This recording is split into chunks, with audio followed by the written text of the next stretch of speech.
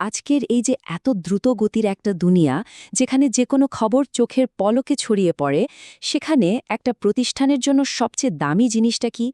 তার সুনাম বা রেপুটেশন। এই আলোচনাতে আমরা পাবলিক রিলেশনসের সেই আর্ট আর সায়েন্সটা কি বোঝার চেষ্টা করব, যাই সুনাম তৈরি করে আর টিকিয়েও রাখে। চলুন তাহলে শুরু করা যাক।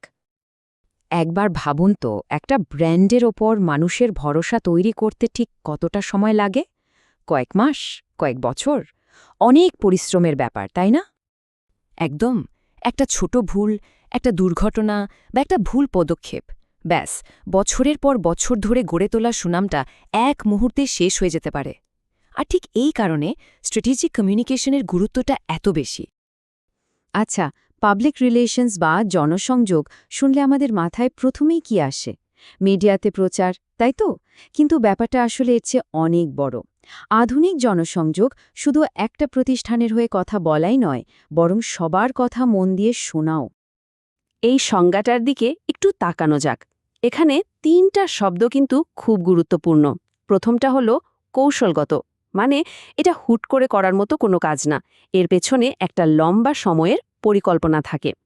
দ্বিতীয়টা হলো পারস্পরিকভাবে লাভজনক সম্পর্ক, মানে এখানে শুধু কোম্পানির লাভ দেখলে চলবে না, বরং তার কাস্টমার, এমপ্লয়ি, ইনভেস্টর সবার ভালোর কথা ভাবতে হবে।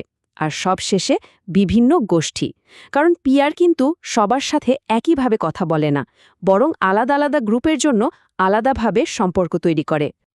তো জনসংযোগের এই যে এত কৌশলগত কাজ, এগুলো করা হয় কিভাবে? এর জন্য সারা বিশ্বে একটা প্রমাণিত মডেল ব্যবহার করা হয়, যেটার নাম হলো রেস মডেল। এটা যে কোনো পিআর ক্যাম্পেইনকে একটা শক্ত কাঠামোর ওপর দাঁড় করায়। দেখুন, এখানে 4টে ধাপ আছে: রিসার্চ, অ্যাকশন প্ল্যানিং, কমিউনিকেশন আর ইভ্যালুয়েশন। এই মডেলটা জনসংযোগকে আর আন্দাজের উপর রাখে না, বরং একটা ডেটা নির্ভর মাপার মতো প্রসেসে নিয়ে আসে। চলুন একটা বাস্তব উদাহরণ দিয়ে দেখি এটা কিভাবে কাজ করে। ব্যাপারটা আরও সহজে বুঝতে চলুন একটা নতুন কমিউনিটি ক্যাফে খোলার উদাহরণ দেখি। ধরা যাক, কোনো একটা এলাকায় একটা নতুন কফি শপ খোলা হচ্ছে। যে কোনো ভালো প্ল্যানের শুরুটাই হয় রিসার্চ দিয়ে, মানে আন্দাজে ঢিল ছোড়া যাবে না। আগে ভালো করে বুঝতে হবে আমরা ঠিক কোথায় আছি আর আসল সুযোগটাই বাকি।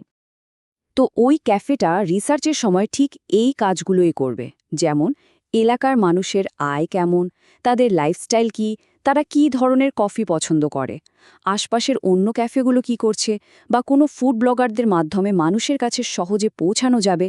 এই সব তথ্যই কিন্তু পরের ধাপের ভিত্তি তৈরি করবে। রিসার্চ থেকে যা যা জানা গেল, তার ওপর ভিত্তি করে এখন একটা নকশা বানানোর পালা। এখানে একদম পরিষ্কার করে ঠিক করতে হবে আমাদের লক্ষ্যটা কি, আমরা কাদের কাছে পৌঁছাতে চাই, আর আমাদের মূল মেসেজটাই বা কী হবে। এই টেবিলটা একটু খেয়াল করুন। প্ল্যানটা কিন্তু একদম পরিষ্কার। যেমন লক্ষ্যটা দেখুন, প্রথম মাসেই 1000 ইনস্টাগ্রাম ফলোয়ার লাগবে। এটাকে বলে একটা স্মার্ট অবজেক্টিভ, মানে এমন একটা লক্ষ্য যা মাপা যায় আর একটা নির্দিষ্ট সময়ের মধ্যে অর্জন করতে হয়। লক্ষ্য যখন এমন স্পষ্ট হয়, তখন শেষে গিয়ে সাফল্য মাপাটাও অনেক সহজ হয়ে যায়। রেস মডেলের এই ধাপটাই আমরা সবচেয়ে বেশি দেখতে পাই, মানে অ্যাকশন প্ল্যানটাকে এখন বাস্তবে রূপ দেওয়ার সময় এই পর্যায়ে ঠিক করা মেসেজগুলো বিভিন্ন চ্যানেলের মাধ্যমে টার্গেট করা মানুষগুলোর কাছে পৌঁছে দেওয়া হয়। ক্যাফেটা তার গল্প বলার জন্য 2 ধরনের মিডিয়া ব্যবহার করতে পারে। ধরুন, ক্যাফের নিজের ইনস্টাগ্রাম পেজটা হলো ওন্ড মিডিয়া, মানে এটা তাদের নিজেদের কন্ট্রোলে।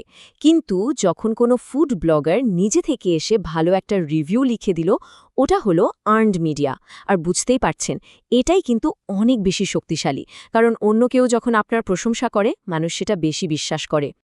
সব তো হলো, কিন্তু এখন আসল প্রশ্ন, আমাদের প্ল্যানটা কি আদৌ কাজ করেছে? আমরা কি লক্ষ্যে পৌঁছাতে পেরেছি?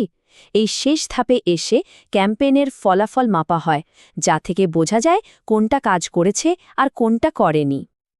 আমাদের ক্যাফের একটা পরিষ্কার লক্ষ্য ছিল, মনে আছে তো? প্রথম মাসেই 1000 ইনস্টাগ্রাম ফলোয়ার। চলুন দেখি তারা সেটা করতে পেরেছে কিনা। দারুণ! টার্গেটের চেয়েও বেশি, 1250 ফলোয়ার। এই ডেটা তাই বলে দিচ্ছে যে তাদের স্ট্র্যাটেজিটা কাজে দিয়েছে, আর এখানেই রেস মডেলের আসল শক্তি। এই যে রেজাল্টটা পাওয়া গেল, এটাই আবার পরের প্ল্যানের জন্য রিসার্চের কাজ করবে। এভাবেই পুরো প্রসেসটা একটা চক্রের মতো চলতেই থাকে। এই যে পুরো প্রসেসটা আমরা দেখলাম, এটা কিন্তু শুধু নতুন কিছু লঞ্চ করার জন্যই নয়, পিআরের আরও অনেক জটিল জায়গাতেও এটা একইভাবে কাজে লাগে। যেমন ধরুন ক্রাইসিস ম্যানেজমেন্ট। যখন কোনো প্রতিষ্ঠানের বড় কোনো বিপদ আসে, তখনও কিন্তু এই রেস মডেলটাই পথ দেখায়। তখন সঠিক রিসার্চ, দ্রুত প্ল্যানিং আর স্বচ্ছ কমিউনিকেশনই পারে সুনামটাকে বাঁচিয়ে রাখতে। যেমন ধরুন কোনো কোম্পানির বিরুদ্ধে যদি কর্মীদের কম বেতন দেওয়ার মতো গুরুতর অভিযোগ ওঠে, তখন একজন পিআর এক্সপার্ট কি বলবেন? তিনি বলবেন, দেখুন, ব্যাপারটা লুকিয়ে না রেখে বরং স্বচ্ছভাবে সামনে আসুন। সবাইকে বলুন যে আপনারা পুরো বিষয়টা খতিয়ে দেখছেন এবং একটা সমাধানের চেষ্টা করছেন। এটাই বিশ্বাস ফিরিয়ে আনার একমাত্র উপায়। তো এত সব আলোচনার পর আসল কথাটা কি দাঁড়ালো? পাবলিক রিলেশনসের মূল ভিত্তি হল সম্পর্ক। বিভিন্ন মানুষের সাথে, বিভিন্ন গোষ্ঠীর সাথে বিশ্বাস আর শ্রদ্ধার একটা সম্পর্ক তৈরি করা এবং সেটাকে যত্ন করে টিকিয়ে রাখা। এই কথাটা দিয়ে জনসংযোগের আসল ভূমিকাটা খুব সুন্দরভাবে বোঝানো যায়। মানে পিআর শুধু একটা প্রতিষ্ঠানের হয়ে কথা বলে না, বরং চারপাশ থেকে মানুষের কথা শোনেও আর প্রতিষ্ঠানকে নৈতিকভাবে সঠিক পথে চালাতেও সাহায্য করে। শেষ করার আগে শুধু এই প্রশ্নটা রেখে গেলাম, একবার ভেবে দেখুন তো, আপনার চারপাশের ব্র্যান্ড বা প্রতিষ্ঠানগুলো কি শুধু নিজেদের কথাই বলে যাচ্ছে, নাকি অন্যদেরও কথা শুনছে? উত্তরটার মধ্যেই কিন্তু তাদের লম্বা সময়ের সাফল্যের ইঙ্গিত লুকিয়ে আছে।